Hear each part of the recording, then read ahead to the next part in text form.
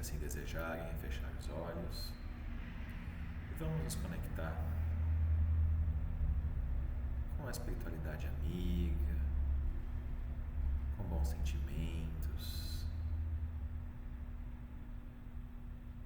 e vamos trazer toda essa tranquilidade para esse momento, imaginando agora uma luz no topo de nossas cabeças. E essa luz, aos poucos, ela se derrama pelo todo o nosso corpo, nossos ombros, nossas costas, nosso tronco, nossos braços, nossas pernas. E aos poucos nos vemos inundados por essa luz de puro amor. E cheios desse sentimento bendito, inundados por ele, nós vamos nos conectando com o nosso anjo guardião, esse amigo querido, companheiro de todas as horas, que está conosco desde o dia de nosso nascimento. Cumprimentamos e agradecemos por tudo que ele tem feito por nós, por todos os conselhos, todo o auxílio, todo o livramento que ele pode ter nos ajudado.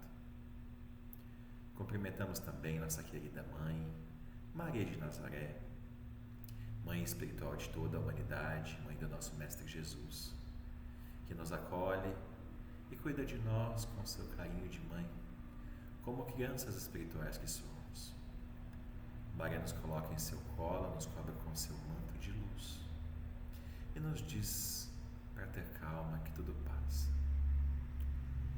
E Maria nos conduz até a presença de Jesus, nosso irmão mais velho, nosso irmão querido, que também nos recebe de braços abertos, um largo sorriso no rosto, muito feliz de estarmos aqui reunidos em nome dele. E junto a ele reforçamos o nosso compromisso de reforma íntima. E Jesus nos pega pelas mãos e nos conduz até a presença do Pai, Criador de tudo e de todos, a quem agradecemos por tudo que somos e por tudo que temos, e a quem dirigimos a prece que o Mestre nos ensinou. Pai nosso que estás nos céus, santificado seja o teu nome, venha a nós o teu reino, seja feita a tua vontade, assim na terra como no céu. O pão nosso de cada dia nos dai hoje, e perdoa, Pai, as nossas dívidas, assim como perdoamos os nossos devedores. E não nos deixe entregue às tentações, mas livra-nos de todo perigo e todo mal, agora e sempre, que assim seja. Graças a Deus. Mais uma vez, boa noite a todos. Como sempre, uma satisfação estar aqui para falarmos um pouquinho dos ensinamentos do nosso Mestre Jesus. E hoje nós vamos abordar o capítulo 10, que é Bem-aventurados os que são misericordiosos, do Evangelho segundo o Espiritismo. Tá? Essa passagem está no Sermão da Montanha, que é considerado por muitos uma obra-prima, né? E ali está um resumo, né? Nessas bem-aventuranças está um resumo de tudo que uma pessoa do bem deve ser ou fazer, né? E esse trecho específico, né, que está no capítulo 10, então trata da misericórdia, né? Então ele começa, né, com a passagem: bem-aventurados os que são misericordiosos, porque obterão misericórdia. Tá? Em Mateus, capítulo 5, versículo 7. Se perdoardes aos homens as faltas que cometerem contra vós, também vosso Pai Celestial vos perdoará os pecados. Mas, se não perdoardes aos homens quando vos tenham ofendido, vosso Pai Celestial também não vos perdoará os pecados. Em Mateus, capítulo 6, versículos 14 e 15. E ainda tem mais uma passagem que também está em Mateus, capítulo 18, né, versículos 15, 21 e 22, que fala assim: se contra vós pecou o vosso irmão, ide fazer-lhe sentir a falta em particular, a sós com ele. Se vos entender, tereis ganho o vosso irmão. Então, aproximando-se dele, Pedro disse: Senhor, quantas vezes perdoarei a meu irmão quando houver pecado contra mim? Até 7 vezes? E aí Jesus respondeu: Não vos digo que perdoeis até 7 vezes, mas até 70 vezes 7.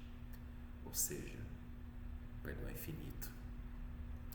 A misericórdia, ela é um complemento da brandura, né? Se a gente não tem misericórdia, é impossível ser manso e pacífico, que é uma outra orientação. O ódio e o rancor, eles são características de almas menos evoluídas, almas sem grandeza, sem elevação.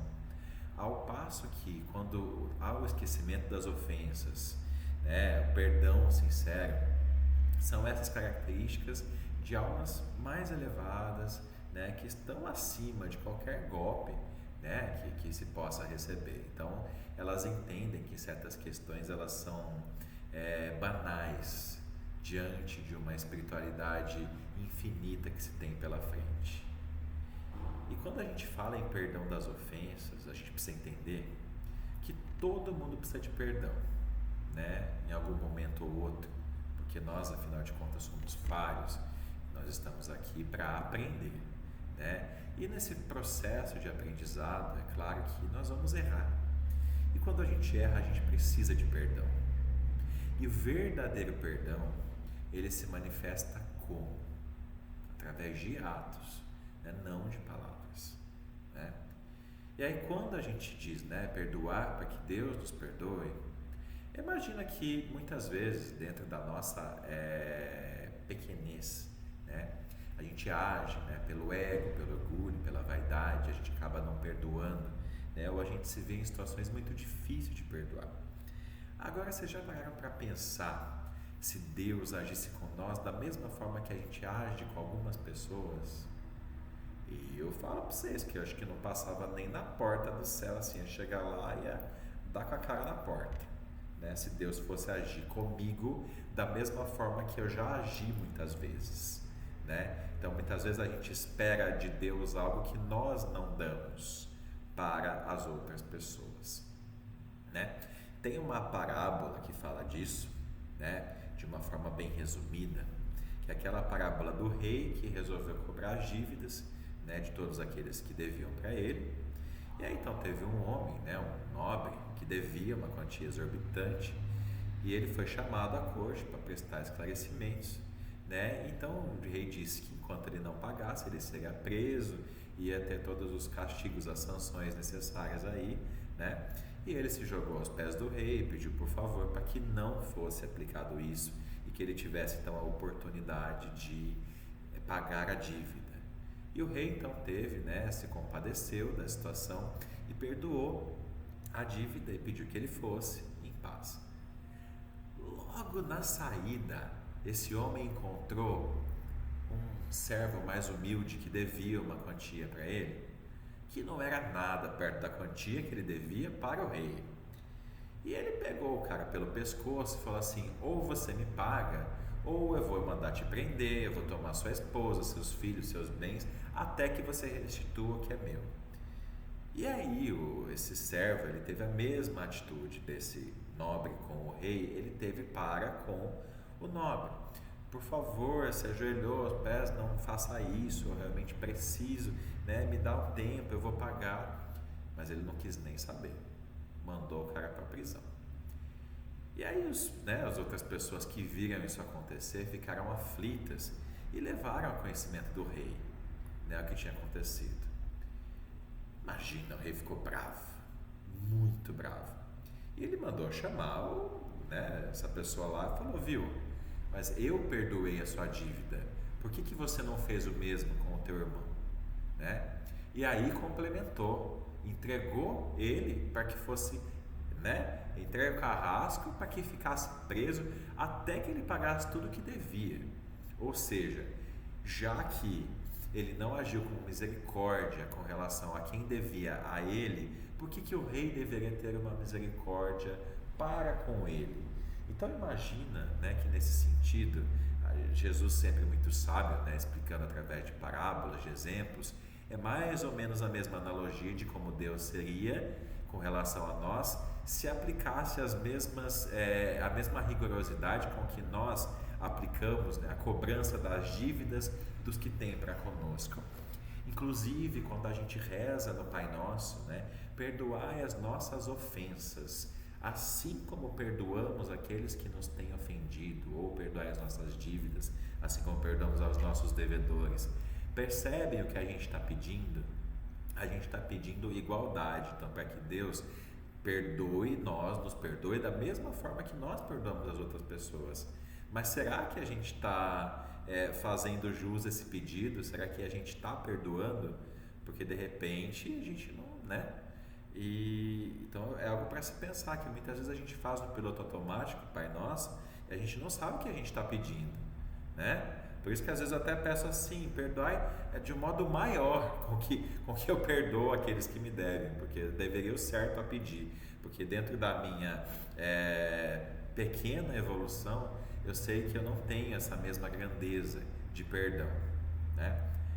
E também dentro desse capítulo, ele fala de se reconciliar com os adversários, principalmente em vida, né? Porque a gente sabe, né, principalmente quem se envolve um pouco com trabalhos mediúnicos, que muitos casos de obsessão são de espíritos vingativos que carregam dívidas de outras vidas com essas pessoas, né? Muitos irmãos endurecidos, muitos irmãos que não perdoaram, e isso se perpetuou por várias existências, né? Então, quando Jesus fala, né, que quando você vai para o altar, antes de depositar a sua oferta, você vai lá e se reconcilia com teu irmão, e depois você volta para oferecer o que você tiver para oferecer, é justamente porque o que nós podemos oferecer de mais puro para Deus, o que Deus quer de nós, de fato, é o nosso coração. E se esse coração ele tem mágoa, ele tem raiva, ele tem ódio, ele não é um coração que apraz a Deus. Então, assim, nós realmente precisamos ter um coração puro para oferecer ele a Deus. E quando Jesus também diz para a gente se reconciliar em vida, é para evitar que isso se perpetue por diversas encarnações. Imagina você levando a tua vidinha aqui, pacata, honesta, e aí você percebe que muita coisa dá errado, né? Você tem sentimentos que de repente não são seus, e aí você se descobre, né, em uma situação mediúnica, que existe alguém junto a você que você deve de outra encarnação, que vocês não se acertaram. Então, quando Jesus recomenda que a gente faça as pazes, é justamente nesse sentido de que isso não se perpetue, né? Para que isso não continue a vida inteira, né? E também, nesse capítulo, também uma outra passagem que ele fala do argueiro no olho do irmão, né? Então, aqui muitas vezes a gente está se oferecendo para tirar um argueiro, né? Um galho, uma trave, pequeno, né, um cisquinho do olho do irmão, só que a gente tem uma trave, um galho no nosso, né? E em resumo, Jesus, com a sua sabedoria, ele está dizendo o seguinte: viu, cuida da tua vida primeiro, antes de ficar cuidando da vida do outro, né? Porque muitas vezes o que a gente enxerga no outro é o que a gente tem de sobra em nós. Então a gente acaba, né, enxergando aquilo que a gente tem, né, aquilo que tem dentro do nosso coração. Então, primeiro, resolve os seus problemas, as suas situações. Depois você veja como é que você pode ajudar o seu irmão. Senão não vai adiantar nada, não faz sentido, né? E Jesus, ele também recomenda a gente a ter indulgência. O que é indulgência? É entender que todos nós erramos, né? Não somente os nossos irmãos erram, assim como nós também erramos. E principalmente entender que cada um tem uma história, uma experiência. Muitas vezes aquele irmão, ele não teve uma oportunidade igual a que você teve de vida, os mesmos conhecimentos que você adquiriu. Muitas vezes ele erra coisas que ele não teve oportunidade de aprender. Então a gente precisa admitir que as pessoas, elas estão em diversos degraus da evolução, e que muitas vezes eles vão pensar diferente da gente mesmo. Vai falar: ah, Eduardo, então beleza, eu vou realmente entender que todo mundo erra mesmo porque eles são inferiores a mim. Aí já errou, né? Não é assim. Não é a gente se achar que é superior a ninguém porque a gente está entendendo que eles erram. Não, a gente também erra, né? Só que a gente erra de forma diferente. Então não é porque eu errei aqui, que o fulano errou ali, que eu sou melhor que ele é melhor que eu. Nós estamos em patamares diferentes, mas se alguém fosse melhor que o outro, não estaria nesse planeta, porque aqui nós estamos tudo nivelado, tá?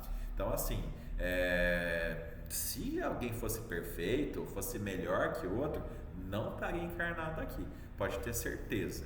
Então a gente tem que lembrar que nós também precisamos, né, desse perdão, dessa indulgência dos outros para conosco, diante dos nossos erros, diante das nossas inferioridades, né? E aí nós temos aquela passagem aonde é trazida a mulher, né, que foi, né, pega em flagrante de adultério, né? Essa passagem, então trouxeram para Jesus, né, os fariseus, né, colocaram ela de pé no meio do povo e disseram a Jesus: Mestre, essa mulher acaba de ser surpreendida em adultério. Ora, Moisés, pela lei, ordena que se lapidem as adúlteras. Qual sobre isso a tua opinião? Diziam isso para o tentarem e terem de que o acusar. Jesus, porém, abaixando-se, sentou e começou a escrever na terra com o dedo. Jesus sendo Jesus, né? Paulo orando e ele ali escrevendo com o dedo. E aí as pessoas tipo assim: e aí, Jesus? Aí ele levantou: ok, aquele que dentre vós estiver sem pecado, atire a primeira pedra. Em seguida se abaixou de novo e continuou a escrever no chão. Quanto aos que interrogavam, esses, ouvindo falar daquele modo, se retiraram um após o outro, afastando-se primeiro os velhos. Ficou apenas Jesus a sós com a mulher colocada no meio da praça.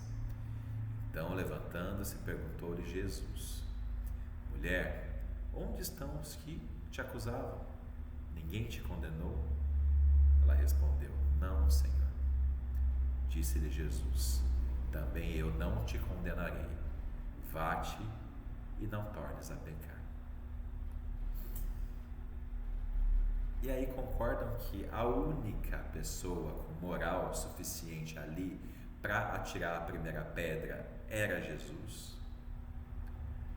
Mas ele não fez. Assim como Deus não julga. Então quem sou eu, Eduardo, alecrimzinho dourado do planeta Terra, para julgar alguém? Se Jesus, sendo Jesus, não julgou. Então não julgue o teu próximo. Não julgue ninguém. Não faça julgamentos precipitados. Não condene as pessoas. E principalmente não sejam hipócritas, não sejamos hipócritas de condenar muitas vezes nos outros aquilo que a gente absolve em nós. Todo mundo peca, todo mundo erra, né? Se a gente for julgado da mesma forma que a gente julga, a gente está lascado. E o perdão verdadeiro é aquele perdão que não sai dos lábios, é o perdão que vem do coração. Ele vai muito além de palavras, né? É uma ausência de rancor, né? É um esquecimento sincero, né? Adianta nada você falar assim: não, eu perdoo fulano, mas não quero ver nunca mais na minha frente. Será que você perdoou realmente? Então assim, nós precisamos ter isso claro, né? Porque esquecimento, ele é metafórico, gente. É claro que a gente não vai esquecer algo que aconteceu, porque nós temos memória, mas que isso não seja relevante para a nossa vida, que essa lembrança ela vá lá para o porãozinho da bagunça e fique ali, que em algum momento, se revisitada, ela não te cause mal, que você não fique vivenciando aquilo dia após dia, né? Então assim, precisamos ter muito cuidado com isso, né? E aí no final, né, ele vai falar da importância da caridade, porque na realidade a caridade ela envolve todos esses aspectos: a indulgência, o amor ao próximo, né, o perdão sincero, o não julgar. Muitas vezes quando você faz isso, né, sempre que você faz isso, aliás, você está praticando a caridade, né? E principalmente você está seguindo os exemplos de Jesus, que foi quem pisou aqui, o ser mais perfeito que pisou nesse planeta e que deixou de presente para nós o Evangelho com os seus ensinamentos, né? Dizendo como que a gente tem que agir, né? Então precisamos realmente, né, fazer o possível para seguir dentro da nossa forma precária e primitiva, mas os exemplos de Jesus, para que nós consigamos nos elevar. E aí, caminhando para o final, eu queria ler uma prece relacionada a tudo isso que nós falamos agora. Senhor Jesus, Mestre de infinita bondade, nesse momento de reflexão, buscamos a Tua luz para compreender e viver os ensinamentos que nos deixaste. No Evangelho, aprendemos sobre a Tua misericórdia e a importância de perdoarmos uns aos outros, e o perdão que recebemos está diretamente ligado ao perdão que concedemos. Pedimos a Tua ajuda para que possamos desenvolver a caridade em sua forma mais pura, que possamos ver em nossos irmãos não apenas as suas faltas, mas também as suas dores e dificuldades, e que a compaixão seja a nossa guia. Ajuda-nos a perdoar não 7 vezes, mas 70 vezes 7, como nos ensinaste, pois sabemos que a mágoa e o ressentimento nos prendem a um passado de dor, enquanto o perdão nos liberta para um futuro de paz. Que possamos ser instrumentos da Tua paz, levando a reconciliação e o amor por onde quer que passemos. Que a nossa vida seja um reflexo dos Teus ensinamentos e que a nossa alma, livre de todo rancor, possa se elevar e se aproximar cada vez mais de Ti. Que assim seja.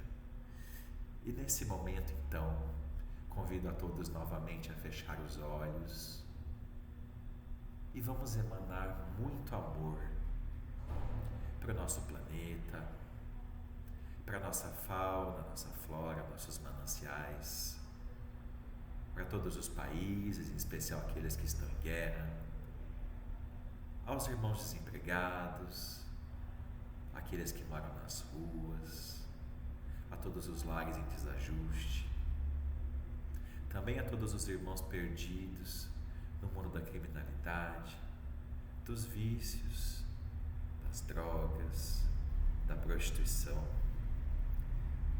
aos irmãos abandonados nos asilos, nos hospitais, nas penitenciárias, nos orfanatos, nas clínicas de reabilitação, aos irmãos doentes que recebam a cura física e espiritual, que todos sejam acolhidos, amparados pela espiritualidade amiga. Nesse momento, pedindo a intercessão da nossa querida Mãe, Maria de Nazaré, e a legião dos servos de Maria, pedimos que levem todo o amor que pudermos doar até o Vale dos Suicidas, esses irmãos que não suportaram as provações terrenas, que necessitam de tanto amor para se perdoarem e seguirem a sua jornada.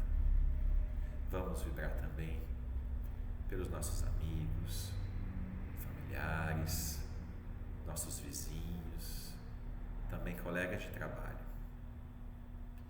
Vibrando também pelos nossos que se dizem inimigos, que possamos ter paz um dia.